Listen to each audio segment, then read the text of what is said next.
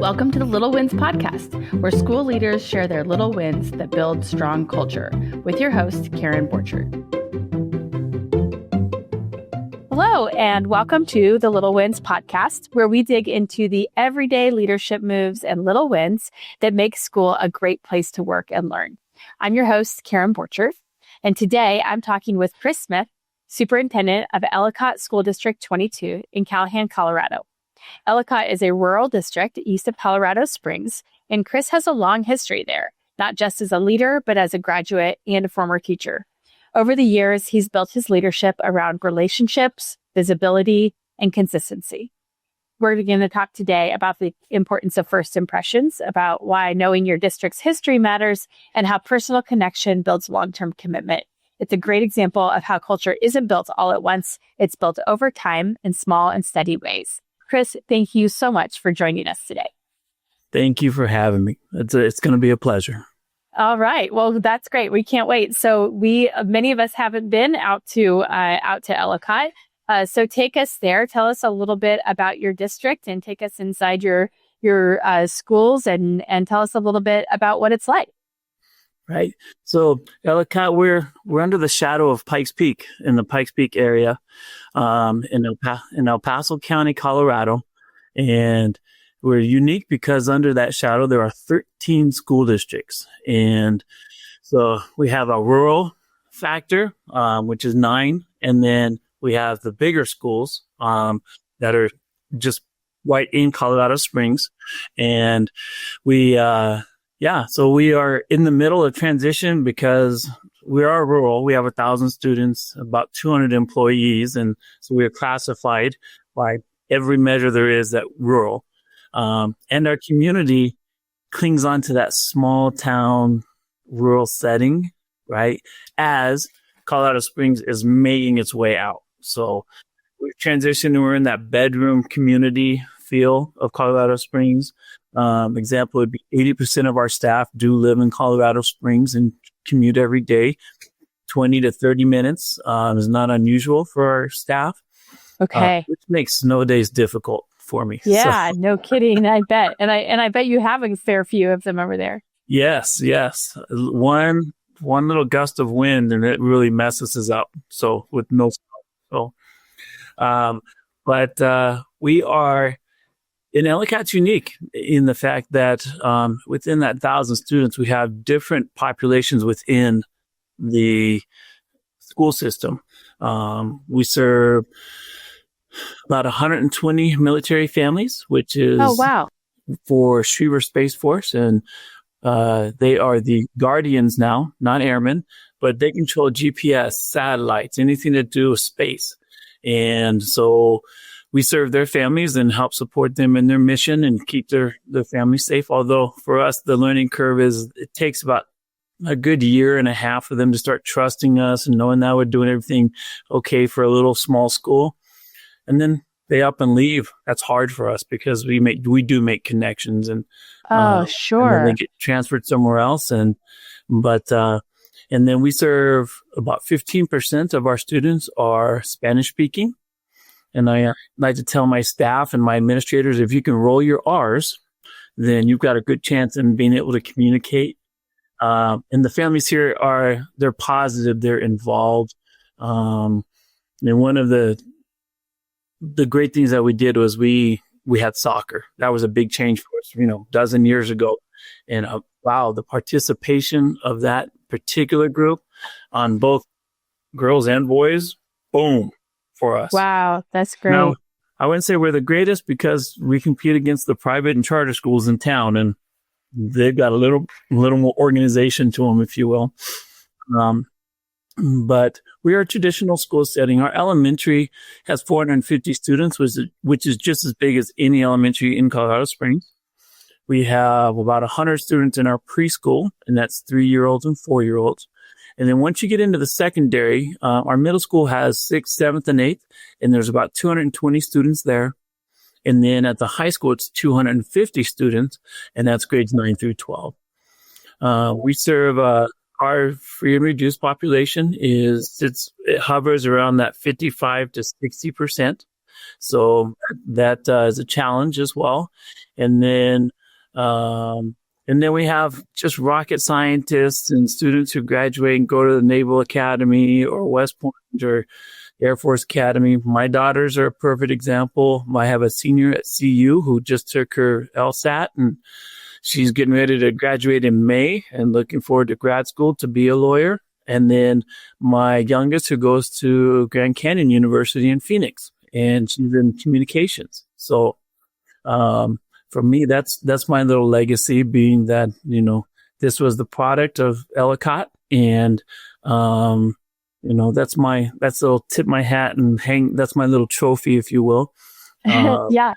Yep. And then, in the whole area that we serve is 220 square miles. And 80% of that is dirt and washboard, which it beats the heck out of our buses. That constant. Yeah.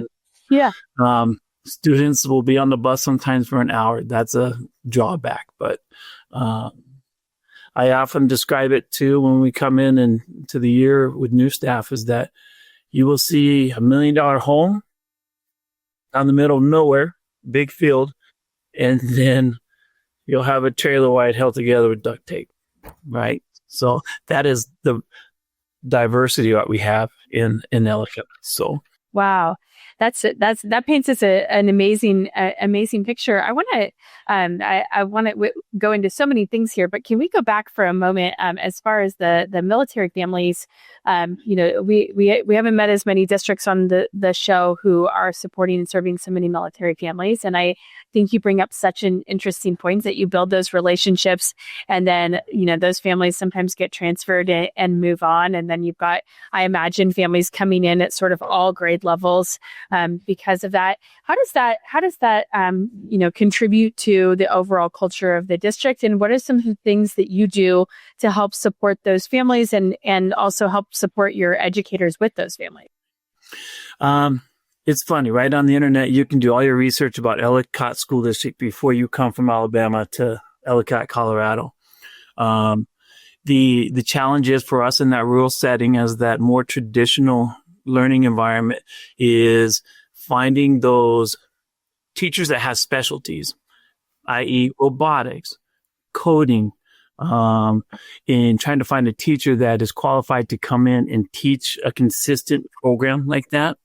That's the challenge for us. And we see that the families, especially from the Space Force and Air Force, is that they want those higher enrichment STEAM activity classes. And that's a challenge for us to do that. The biggest thing that we do is we're just open, right? We're to the families. I'll give you a specific example. It was last week, and I was the only one in the district, and a family who just moved from England, 3 children, 2 high schoolers, and then 1 elementary student. And coming from England, it's a little different, right? And so I'd met him. The office door was locked. It was after hours. And so I met him and started talking to him. And every time I started talking, I get a little excited about Ellicott, right? I'm just trying to be infectious, if you will. Yeah. And the mom, her eyes are just doing those little, you can see little anxiety hitting her. So, I talked to him and talked about how, we need to have you come back when there's somebody in the buildings to help you through this. But I said, tell you what, let's go through and I'll walk you through the buildings, since you're going to pretty much be touching all 3 buildings in our district. And I just walked through and I gave them just a personal tour, let them ask questions of me. And I feel good that I can still answer most of the questions, being out of the buildings now and in a district office, if you will. But really just trying to give them context, because everything that I overflow them with information, but they might have something stick before they come back on Monday. Because anytime you go into a school, it's hard as a new student. You don't know who you're going to sit with at lunch. You don't know when can I go to the bathroom. All the little things that doesn't have to do with math, reading, science, social studies. It doesn't have anything to do with that. It's just, how am I going to navigate this? And so And then I make a promise to them, hey, when you walk out of this office, I'll make sure I contact my administrators and my building secretaries, let them know you're coming on Monday so they're ready for you. And I just made them, my team confirmed that they got the information, they were ready on Monday. And so those kind of things are huge. It's just to give people that open, I relate it to Cheers, right? Norm, everyone, Norm. I want everybody to feel like that, right? And because there's so many things that you will beat yourself up and be so scared about that you can't possibly answer. So yeah, that's great. I think that's a great kind of look into, new families coming in and how to make them feel at home. I mean, even a little thing like, just touring all the buildings in the school, making sure that they know it's their places, that they belong here, I think is great. Well, Chris, you have a great story as far as kind of your own history with the district. I know you just mentioned that you're a parent in the district, but I believe you were a student in the district as well. Is that right?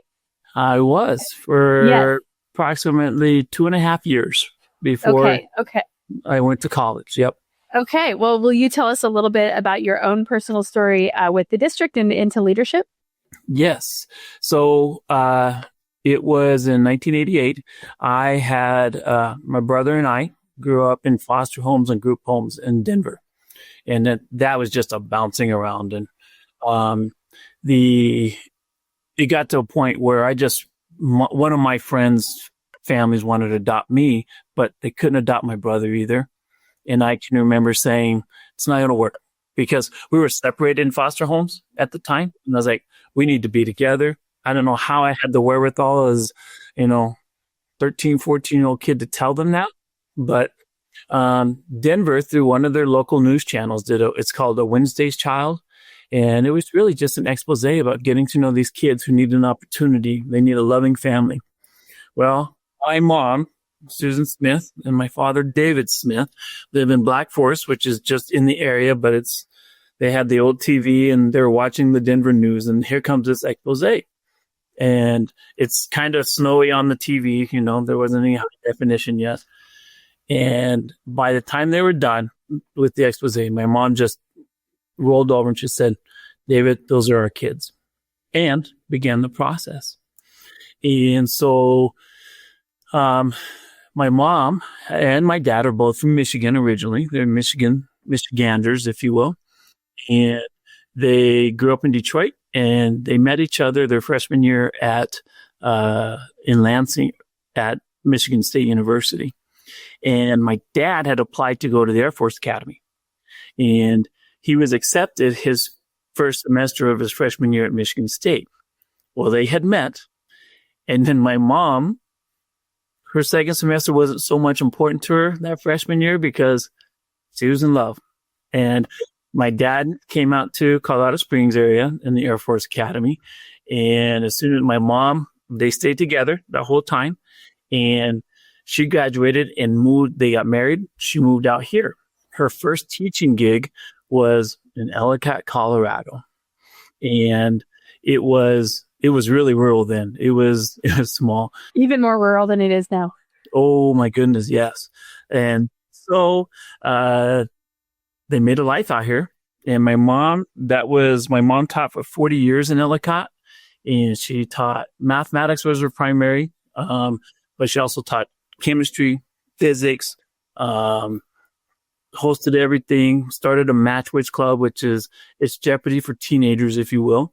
That started a whole league and they competed against each other and it evolved into knowledgeable. But my mom tells a story of that she drove a yellow bug and the football players picked it up and put it in between two trees. Because it was a rural area, cows, just almost wild, wild west, if you will. Right. One of the funniest stories is that my mom would drive out to school and she'd wave to the cows and name the cows on the way out to school, long stretches of drive.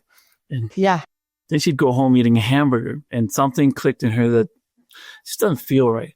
So she became a vegetarian. And my dad, who loved her so much, he gave up his favorite thing in the whole wide world, which was a medium rare steak. And they were vegetarian. So here are these hippie East Coasters who vegetarian, in the middle of rural Ellicott, and they just made And it. suddenly they're your parents. And they're my mom and dad. Yeah. Yeah. And so it's always great because then, so fast forwarding to me, I came from Northland High School in Denver, and I can remember having to put my name on an audition list just to try to make the marching band.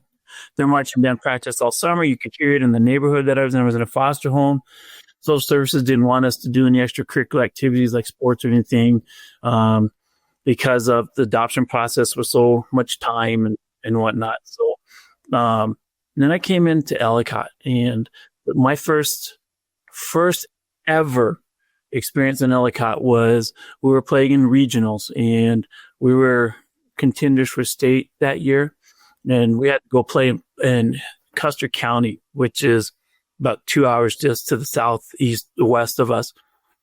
And I remember walking into that gym.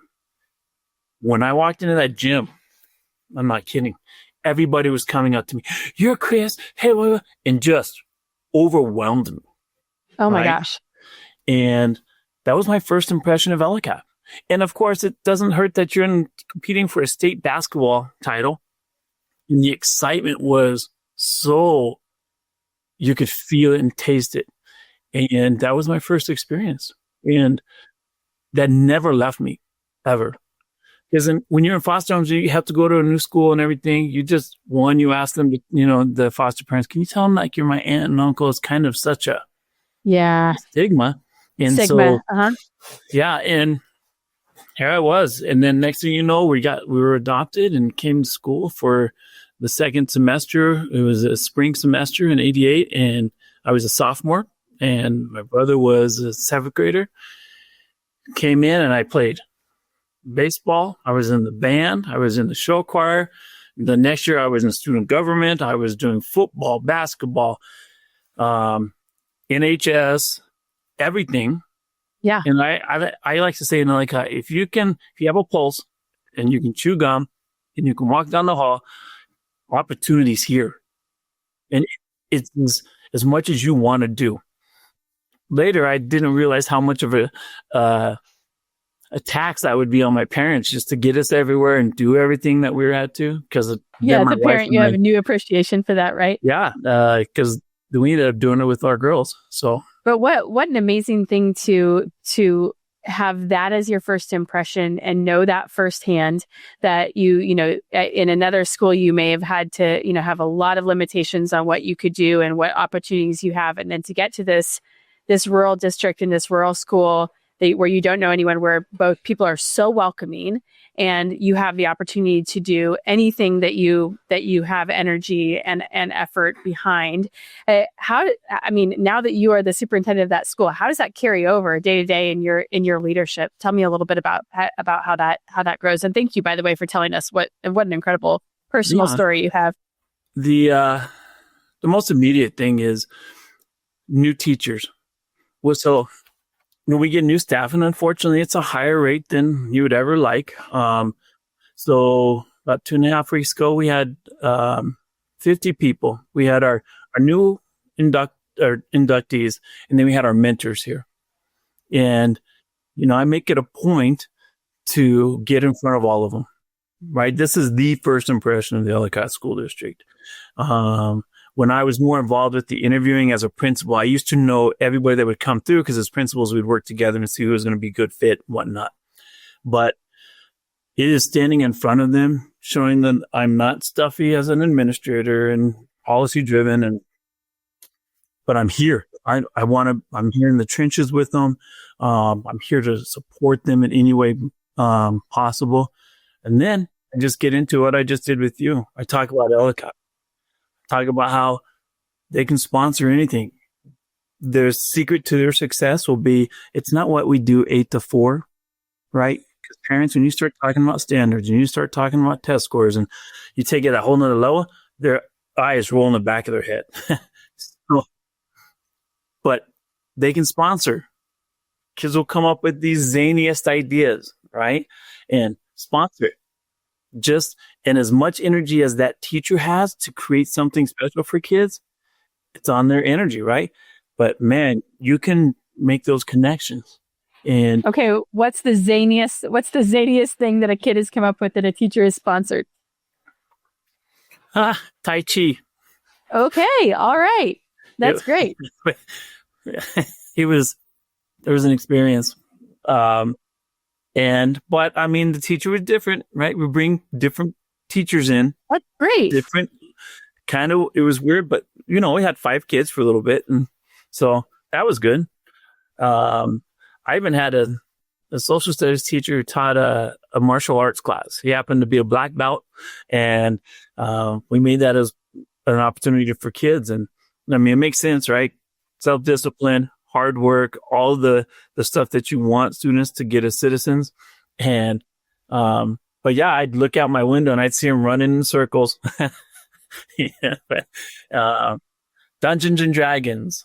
One of the ones that I was shocked with, because we kind of had immediate success. We have a special group of students who they're all about the gaming. And this is not just an Ellicott thing, but it's just all about competing in their worlds, right?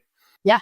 And so it's called esports, and it's kind of taken the state by storm. I don't know how it is nationally, but when there are about 6 kids that would live and die, like it's like they've got a helmet on. They're all screaming and they're all the controllers.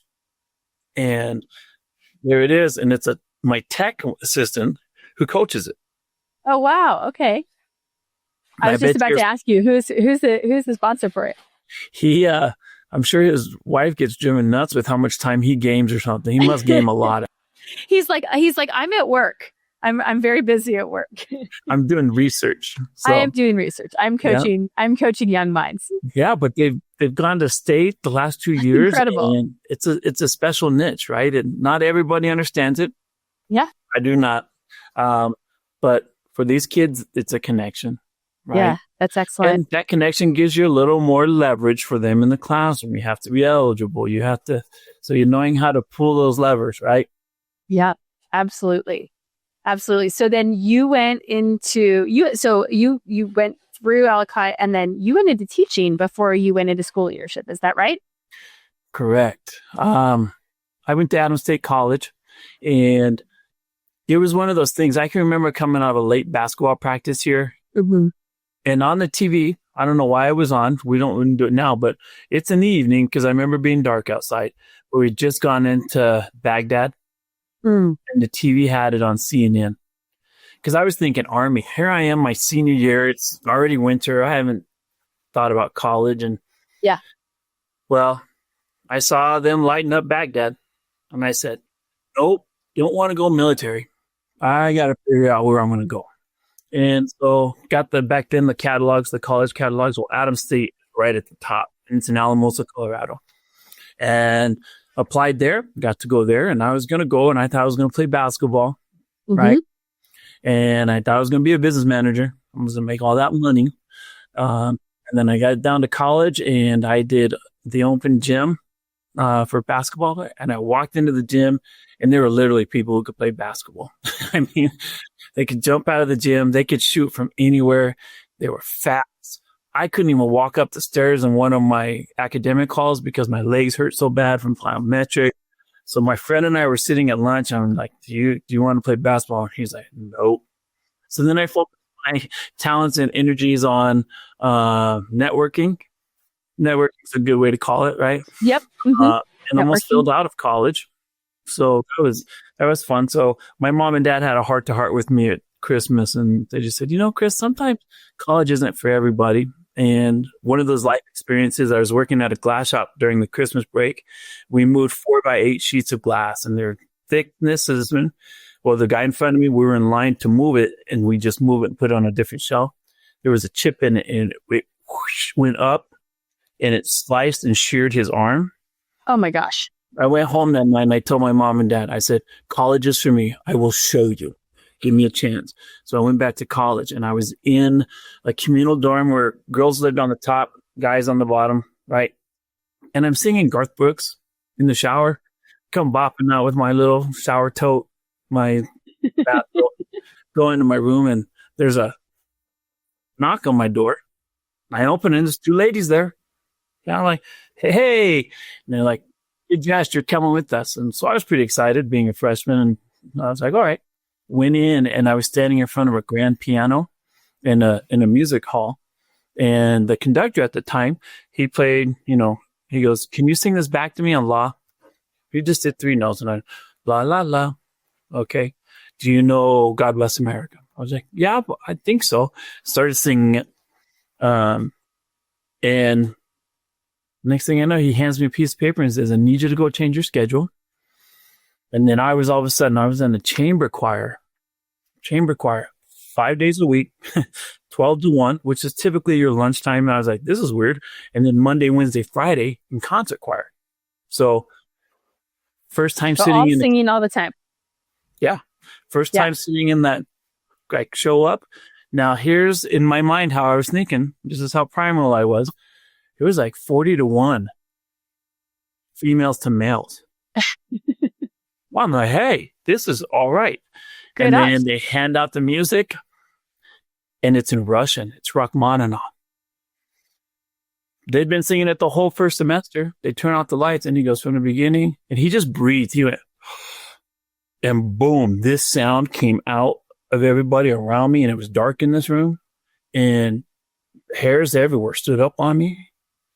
And I was like, this is what I'm doing. Wow. And 6.5 years later, so I did the choir. I became the assistant director of the college choirs, the assistant director of the San Luis Valley Children's Choir. I ended up in pep band. I was the conductor of the pep band for the basketball games. I did marching band. I was in jazz band just because, hey, let's do this. I want to do it. And had to graduate. I'm not talented enough and polished enough to be a performer. So what do? You go into education, right? And boom, I was in education. I started teaching. I finished because I was so far behind from my first. It sounds like you were a natural teacher, leading all of those choirs and bands and everything else all along the way. Well, I did have an opportunity. So kids don't know. You have, in group homes, you learn to survive and do those.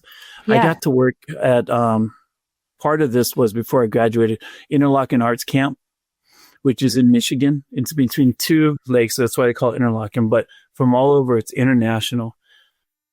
I was a camp counselor and a lifeguard and water safety instructor.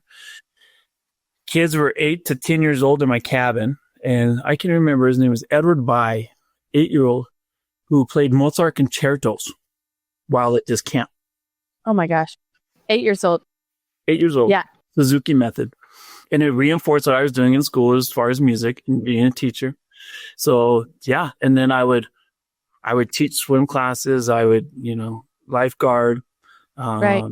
And then, they say that if you want something done, you go to the busiest person, not the one who's got time on their hands. That was me. Because then I was because I was lifeguarding still. Then I started waiting tables, delivering pizzas. And then I was carrying 2-to-1 credits for music. And the way music works is you get 1 credit for, remember I told you I was in almost 5 hours of choir classes. Well, then there's music theater after that, which I did music theater. So you have rehearsals there. We only get 1 credit for all of that. Yeah. Not know why my wife agreed to marry me during this time because she never saw me. Right. Yes. And, so then I student taught in Colorado Springs at the big school district 11 and elementary, and because music is K-12. And then January, I went back to Alamosa and started teaching right away. And yeah, I did that for 2 years and I coached basketball there. My 7th grade choir had most of the boys in it because that was my basketball team. Oh, your basketball team? You had to be in both? Yeah. And so, but I rolled my ankle. Our concert was done. I came back to see, and it was like 2 days before the end of school. First time I'd ever met a superintendent because he was worried about being sued for the district because I was playing basketball. Came on a student, I rolled my ankle. It was my fault. So I was hobbled up, couldn't get to work. So my wife drove me back home and I came out to see all my former teachers in Ellicott. Well, I'm sitting there talking with my former basketball coach who was the principal at the time.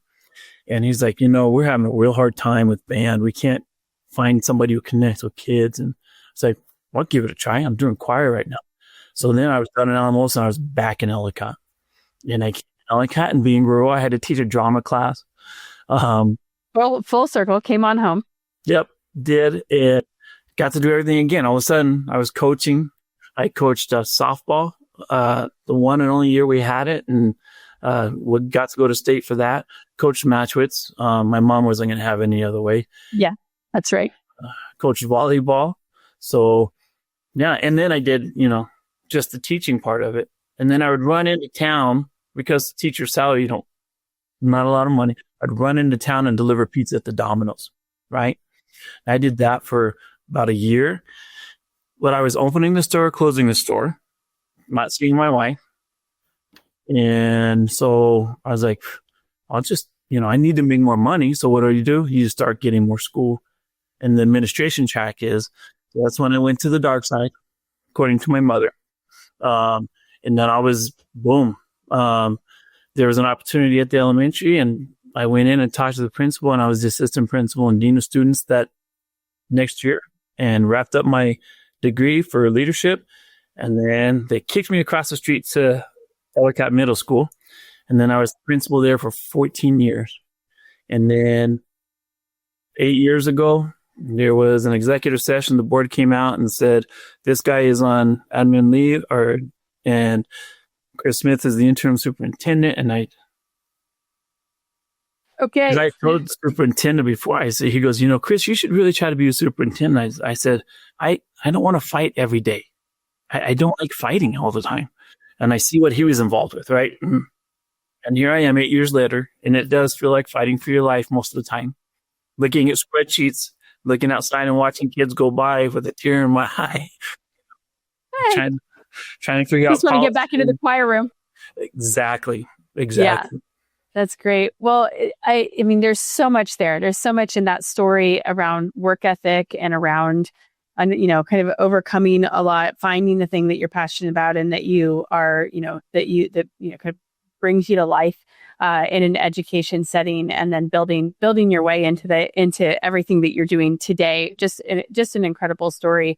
I want to talk a little bit about school culture and how you build how you take all of that you just talked about into the culture that you're building at the district. When you're in a rural setting like you are, you're not taking a lot of influence from a whole bunch of other school districts or cultures around. So you're really creating your own culture there. And yours is very steeped in personal history. Tell me a little bit about the culture that you are building at Ellicott and what that looks like today.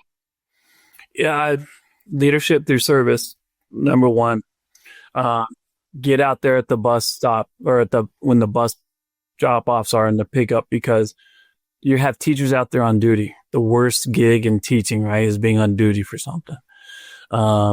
Just to show the teachers, look, I'm not going to ask you to do something if I'm not willing to do it myself. Tell the administrators I'm willing to cover and fill in a hole. When COVID hit and we were coming out of COVID, and I beefed up the administrators. I knew we were going to have to cover classes. And I did about 2 years ago. I remember stepping into an advanced language arts class. Not my wheelhouse, and I was stupid and I gave homework. And I killed myself to make sure that the writing assignment I graded and gave feedback to. Gave me a new appreciation for our teaching staff and what they go through every day. But the culture is just showing up, making sure that you show up and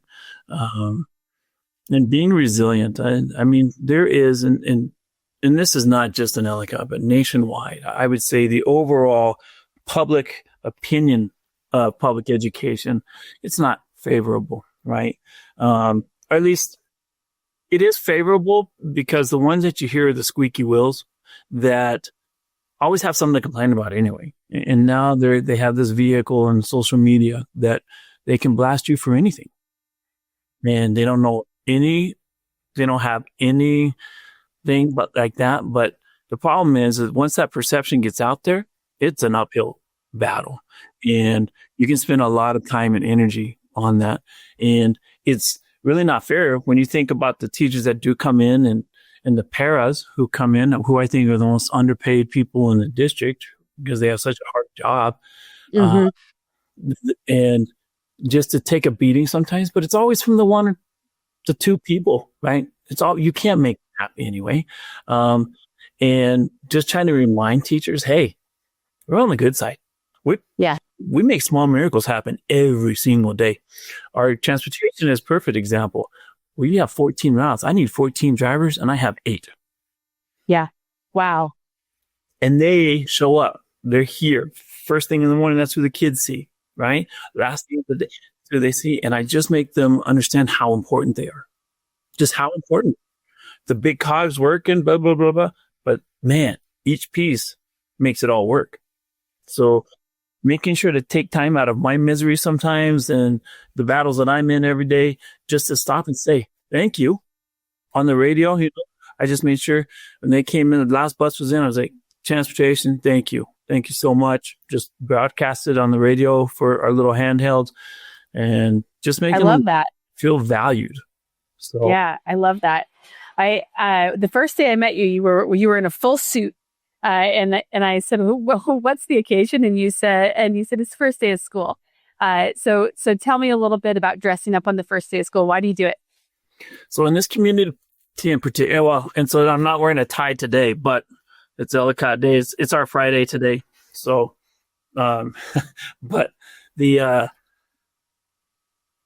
first impression, you used to be scared when somebody walked in and they had a tattoo when you're interviewing them. And all of a sudden they've got tattoos everywhere. And there was ever here and above where you could see it, you just question their judgment. Like, what were you thinking at that time? But it's evolved and it's lessened. But there's one thing you can't control is that in this school, we're the professionals. It's that simple. And you want to separate yourself from the average, right? This is a career, not a job. And you want to show that in the importance of it. And so that first day, that first impression, I think I wore a tie every single day. Well, today's the first day really I haven't worn a tie. So I know one superintendent, he's younger than I, he wears a tie every single day, every single thing that he does. He gets razzed a little bit, but I don't try to be pretentious about it. I just want to show I take it seriously. And one little thing you can do is dress up. But there's a little personal thing to that too. There were just times when I was in college that I really railed against having to do what was called a recital, 30 minutes of me singing. I told you I'm not the talented as far as having that natural talent. And I don't know, 22-year-old grown man at the time, underneath my voice teacher's piano, because she had a grand piano, throwing a fit because I had to do this 30-minute recital. It's intense. Other musicians are, man, they can be snarky with just a look, right? And there's nothing worse than having about 100-pound soprano sitting in the front row judging your dictation in French. And I just did not want to do that. And one of the things that helped was my dad, Dave Smith. He sang a song with me, and it was Lily's Eyes from The Secret Garden. I don't know if you're familiar with it, but he did it. So here we are, both singing in this tuxedos. So I got through the 30 minutes of it. But she told me, you won't want to do something when you dress up. Right? So it always. You don't want to do something, dress up. Yep. It gives you it can change your mental attitude just like that. Yeah. Yeah. So that's great. That's awesome. Are there any other things that you do that are really, I love things like, broadcasting a simple thank you on the radio for your transportation teams. I love that. What are any other things that you do that you think build a lot of strong culture for your teams that are just either on the appreciation side or on the, or on the just kind of creating a sense of belonging or kind of support for your teachers and your staff that you think are have been really high impact for you? Just taking the time, simple conversations. How you doing? How's the family? Now with families, right? I've got students who've got kids coming through that are almost done with the system. Just taking the time. It gets harder as we get older to remember names. But Doesn't matter who it was, even if they were a real pill when they were in school. Just take the time, get caught up with them. Right now, we've employed quite a few of our former graduates, whether it's a paraprofessional position or now teachers, and just reinforcing that with them, that they're part of something bigger, something, it's a greater fabric, if you will. And then they're just trying to now, and there's a need too, right? Because teachers aren't falling out of trees anymore. Coaches aren't falling out of trees. But once you get them in and they really are wet behind the ears, you try to get them prepared, try to support them as much as possible. And then if you hear that someone's having a bad day or bad time, just making sure that I hear it, just go and have a conversation with them.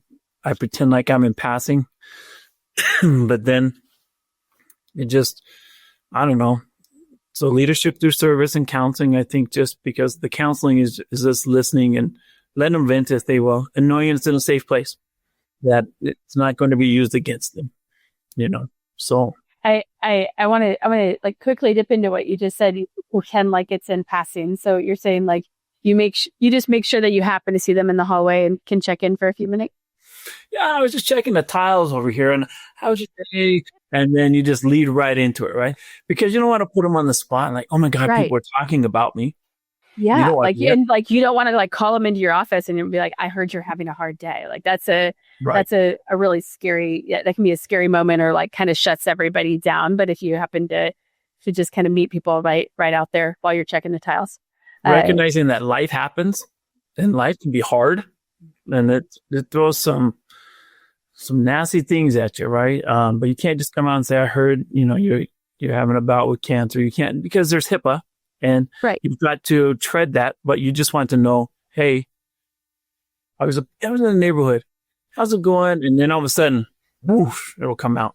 And then you can reinforce and really show them that you're here to support and navigate it with them. Yeah, that's wonderful. That's great. Well, I have loved hearing your entire story and how you're bringing that personal story to Ellicott. We always end our episodes with 3 questions of the same questions. Are you ready for our 3 questions? Pop quiz. Let's go. Okay, pop quiz. Here we go. All right. First one is, what are the 3 words that you want to define your district's culture? 3 words.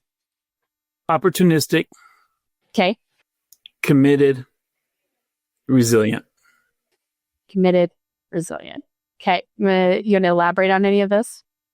Opportunity. We came from foster homes, and I'm sitting in the big chair. Right? I don't know how, the big guy up there, he may be looking out for me too, and it was because I just seized the opportunity, and I was resilient when you get told no how many times in your life. Just keep doing it. Show up and then commit to it. And if you do it, commit to it to do the best you can with what you've got to work with. And put things in perspective. Public education, we're expected to make that fine dining experience on government rations. And I say that just because I remember eating processed block cheese and unsalted peanuts that were commodities that were given to the group homes and foster homes, right? And I had a lot of great experiences and saved my life. Otherwise, who knows how bad it could have went, in the life that my brother and I were growing up in. And, but that's what we're supposed to do, right? In public education. And so that's what I tell all my staff. And then I also say, don't throw stones unless you can catch a boulder.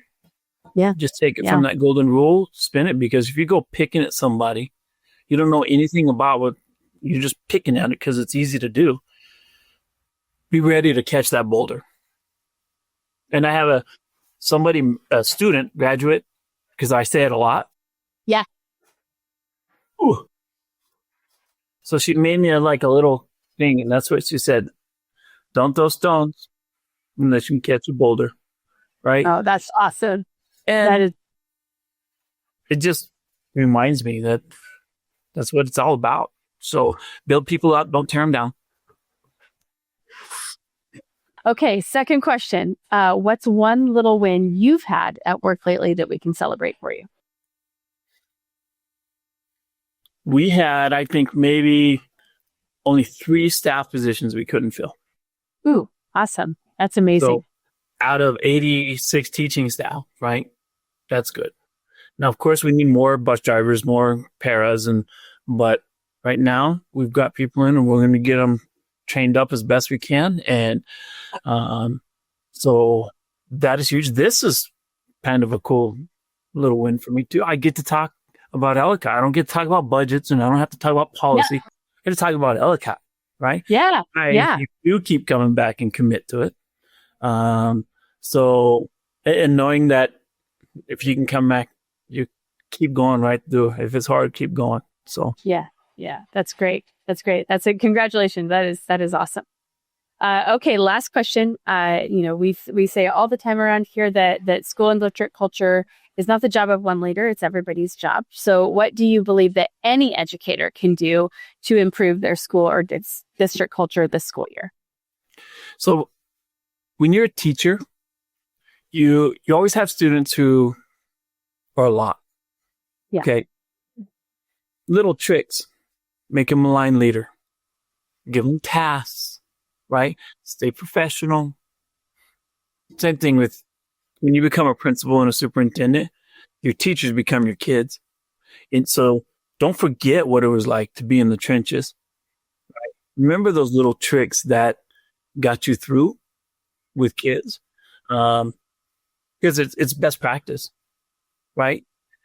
Doesn't have to be in a book, doesn't have to be theorized by all these great philosophers and educators. It's just human nature. And I think that, and the one thing that I've learned too as a superintendent, when I had power and authority, that was my classroom. It was my world.